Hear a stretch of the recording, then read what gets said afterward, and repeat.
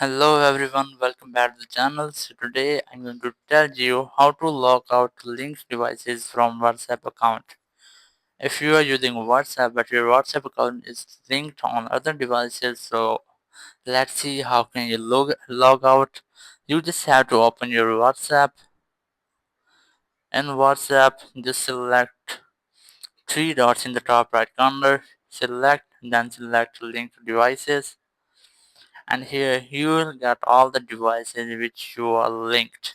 As you can see, I have linked to just a device which is Windows Chrome. You just have to tap on it and then select logout. Here's the option, just select it, and you can see I have successfully logged out to linked device. So that's how you can easily log out any linked devices from WhatsApp. Thank you very much for watching the video. Until next video, bye bye.